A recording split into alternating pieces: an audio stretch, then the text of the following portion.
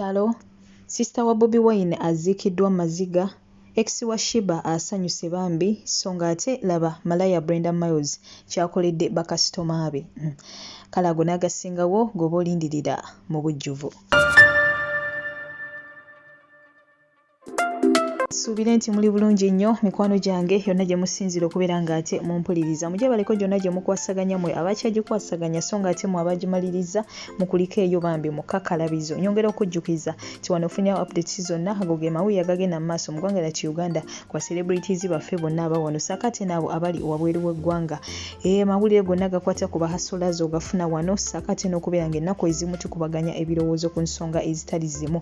Omuleza we yenza Omumbejja Aisha Nassolo era nga nzize mpiseewo gano butereevu ate n'oluvannyuma nja kuba ati nkomawo n'amawulire amalala mangi nnyo mangi ddala era nga bwentyo bambi ngenda tandika n'amawulire gannaku nnyo nnyini ddala. Olunaku olwaleero Sheikh Nuuku Muzaata Batte bw'atyo bambi waawezezza omwaka mulamba okuva bwe yafa so bambi twongera okusaba omwoyo gwe Katonda guwummuze emirembe ate era bw'atyo bambi amusonyiwe ebyamusobako byonna ayongere okugumya emitima abaka ab'enganda saaka ate n'ab'emikwano bambi tusaba Mungu amuwejjana. Era leero bambi bamutegekedde edduwa abantu be bonna bannamwandu saaka ate n'ab'enganda abako n'ab'emikwano era babaddeyo ne bagyetabamu ne bongera okubeera ng'ate bambi bamusomera ku dduwa omukulu ono Sheikh Nuuku Muzaata Batte so ng'ate sister wa Bobi Wine omukyalo oyo ffenna gwe twategedde nti bambi Katonda yamujjuludde ate mu bulamu obw'ensi eno omukyalo oyo Nassonko Bridget Luweero bambi olunaku olwaleero bw'atyo aziikiddwa mu maziga amayitirivu agatenkanika. Twongera okusaba naye bambi omwoyo gwe Katonda guwummuze emirembe ate era bw'atyo agulamuze ekisa yongere obbagumya abako ab'enganda saaka ate bambi n'ab'emikwano yalese bbaawe saaka ate bambi n'abaana be babiri nga bonna balenzi.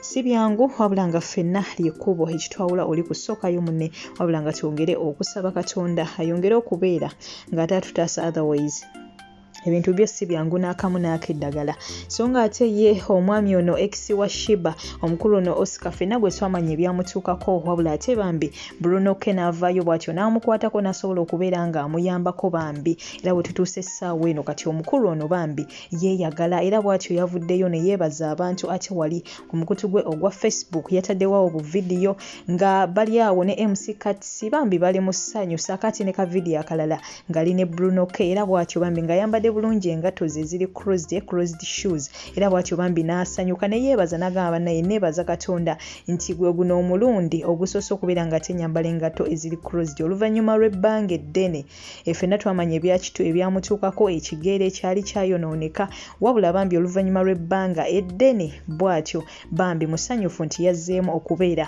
nga tayambala engatto ezo eziri closed. Ffenno twongerera ddala okwebaza omukulu oyo bambi Bruno K yeebale nnyo omutima ogwo omulungi saako n'abo bonna abasitukiramu nga bamaze owulira ku mbuzi y'omukulu ono Oscar ne basobola okubeera ng'ate bambi bamukwasaganyiza ku Katonda abeere ng'ate abasasulamu ekisinga obulungi mu mitima gyabwe bambi egyo emirungi gye boolesa ku bantu abali mu mbeera eyeetaaga okubeera nga bayambibwa so bambi Oscar twongera okubeera ng'ate bambi tumuwagira kubanga yo talent aginera ndowooza ffenna oluyimba lwe tulumanyi oluyitibwa toggwamu ssuubi ffenna lutukwatako bankuba kyeyo buli omu ali mu hasoze ez'enjawulo mu butuufu oluyimba lugamba nti tolina kubeera ng'ate oggwamu essubi naye kennyini teyaggwamu ssubi era y'ensonga lwaki Katonda yamuwadde second chance bw'ati ate addemu okubeera nga atambuza obulamu bwe so ng'ate mukwano gwange ngenda kuba nsembayo nga nkulekerako ka vidiyo kano akamalaya Brenda Miles ono eyeenyumiriza mu bwamalaaya bw'atyo munnange mbu yagabidde bakasitoma be offer nga wogenda okubeera nga ate obyewulirirako nti bakasitoma be abaali bamuguzeeko bwe batyo nga bali mu ggwanga erya Dubai bw'atyo yabawadde offer si byangu n'akamu n'akeddagala naye nga musule bulungi mbaagala nnyo ngenda kusaba subscribe nga woba tonnabateekako akadde osobole okubeera nga bambi obeera omu ku abo abasookera ddala ofuna amawulire gemba nkoze wano eno kusaba likinga vidiyo eno woba ogyagadde sharinge woba ogyagadde abankumira atakumira mpeera musule bulungi mweraba. Guys, eyalaliddeko ku Brenda commenting eddani leero ngenda bawa offer leero eyalaliddeko ku Brenda commenting mu comment dani era aliddeko ku Brenda commenting dani nga wekakasa waani yako leero ngenda bawa offer commenting dani guys mulekerawo okuzunga mu Dubai nga temunafuna mulimu. Slay as you work. Bela nga Brenda ate nze chofola ne Brenda ze sislayinga always mbera mu katanda kange oba wali wansi wendira mmere. Gulume yaguza mbadde sina mentioning alinya naye kati govudde mbukole ebikukwatako bino okunkwatako nebyo binkwatako kozi munsabiriza sente abamu mbawa buyambi abamu munsanga ku street ne munsaba sente munsanga ndi out ne munsaba sente munsanga mu bala ne munsaba sente z'emmere nze nenzibawa. So I have to tell you the truth. Why you know if you don't yet to get a work lwaki oba ozunga ebyokuzunga mu birekere fa bakolamu Dubai enyuma ng'olina sente negwe novayo mbuki Dubai kinyuma for what? Already you still looking a job. You know have no work. Katoli wano nkole bikwatako nebyo binkwatako kozi munsabiriza naddala gwe mbadde sigenda kumentioninga naye gwe bakuyita Halima 5 mulekerawo okuzungira mu Dubai mulekerawo okukola TikTok ku street temunafuna mirimu Dubai enyuma nga abalina sente fe abalina ogamba ki Dubai kinyuma naye gwe tunafuna mulimu wakave Saudi yerindako eyo Saudi gye mubeera tewaliyo bizimbe mulyoke muje mutukoyeze wano nze kinkwatako kozi munsabiriza sente ate sibula nsaba sente mbu mu mentioning alinya nze sirina lugambo ku TikTok mba njogera byange naye Guluma yaguza kati gwe kikulumye. Hey, you have to work before you slay. You have to slay as you work.